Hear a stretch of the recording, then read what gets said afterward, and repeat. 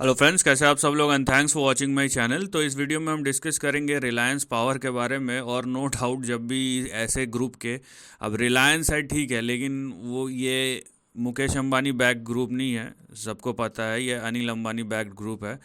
और इसका जिस तरीके का हिस्ट्री रहा है वो भी सबको पता है कि प्राइस किस तरीके से डैमेज हुआ है। तो अब यहाँ पे बहुत सारे news and events in developing हो रहे हैं। और अब ये न्यूज़ एंड इवेंट्स की वजह से बोलिए या शॉर्ट कवरिंग की वजह से बोलिए, जिसके वजह से भी बोल सकते हैं कि शेयर अपने 2020 के लोज से अब देखिए करीबन 2700% का मूव दिखा चुका है। ठीक है, ये पहली बात है। दूसरी बात, यहाँ पे ये जो रैली है ये रिलेंटलेस रैली है। मैं क्यों बोल रहा हूँ ऐसा, क्योंकि आप देखिए कि अगर इस रैली में दम नहीं होता तो ये एक ना एक टाइम पे फिज़ल आउट हो जाना था। जैसे 2022 में इसने 25 रुपये का हाई बनाया, फिर यहाँ पे 2023 आते आते ये 9 रुपये का लो बनाया, लेकिन वहाँ से आप फिर से देखिए ये ना केवल ऊपर बढ़ा बल्कि अपने 2022 के हाईस को भी इसने काट दिया। और अभी एक फिर से एक ब्रेकआउट हुआ, ये बड़ा ब्रेकआउट है जो हो रहा है।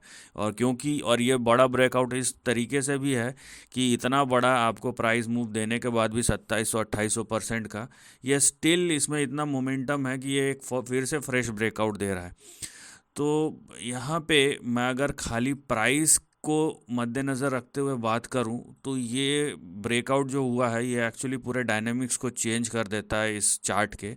लेकिन आपको एक बात याद रखना है कि यहाँ पे ये न्यूज़ एंड इवेंट्स ड्रिवन है, ये फंडामेंटल ड्रिवन होगा। ठीक है, तो यहाँ पे जो प्राइस में स्टेबिलिटी है वो आ सकता है। अगर ये फंडामेंटल ड्रिवन नहीं हुआ बियॉन्ड अ सर्टन पॉइंट, तो ये सब भी जो मूव है यहाँ 10,000% भी आ जाए नीचे से, आप अगर देखेंगे ये शेयर जो है अभी तक 2700% चल चुका है। ये अगर नीचे से 10,000% भी चल जाए तो प्रॉब्लम ये है कि उसमें अगर फंडामेंटल इन्वॉल्व नहीं होगा तो प्राइस स्टेबल नहीं होगा। प्राइस जितनी तेज़ी से ऊपर गया फिर उतनी तेज़ी से नीचे आ जाएगा, तो ये सबसे बड़ा रिस्क है। और इसीलिए जब आप ट्रेडिंग करते हो तो आपका माइंडसेट बिल्कुल अलग रहता है, लेकिन जो इन्वेस्टर है ना उसका माइंडसेट बहुत ज़्यादा अलग रहता है। राइट, तो ये सब आप देखिए समझिए और मार्केट में क्या है क्यों है।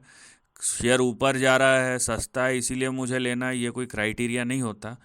बट अगर मैं सिर्फ प्राइस को बात करूं हर किसी को, क्योंकि जो थ्योरी है वो यही कहता है कि हर न्यूज़ और हर इवेंट प्राइस में ऑलरेडी फैक्टर इन है, डिस्काउंट कर चुका है और उसको डिस्काउंट करते हुए बढ़ रहा है। उस हिसाब से आप देखिए फ्रेश ब्रेकआउट हुआ है 25.6 के ऊपर।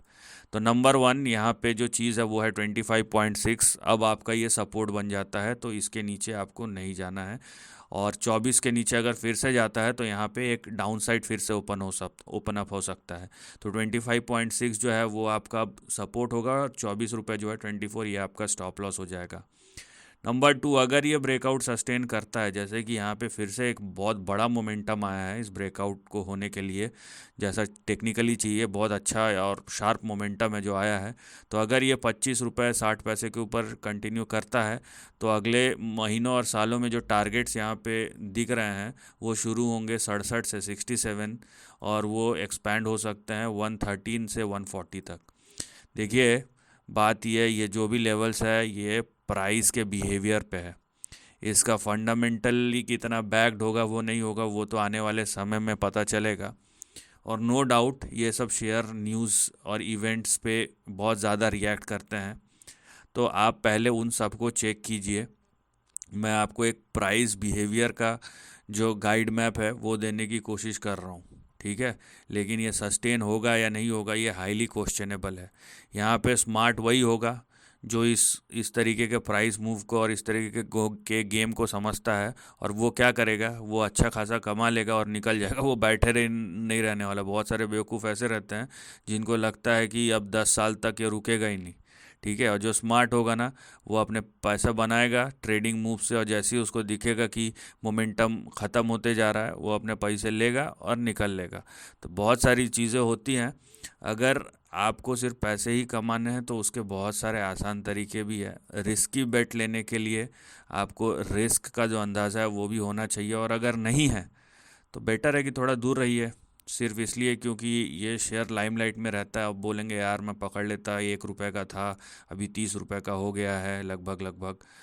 ठीक है, नहीं पकड़ पाए, नहीं पकड़ पाए, ऑब्वियसली उसका रीज़न क्या है? उसका रीज़न यही है कि आपको मार्केट का सेंस नहीं है। अगर सेंस होता तो आप भी इस तरीके के रिस्की बेट में जाते। जिनको सेंस होता है वो वही लोग यहाँ से प्राइस को खींच रहे हैं नीचे से ऊपर, ठीक है।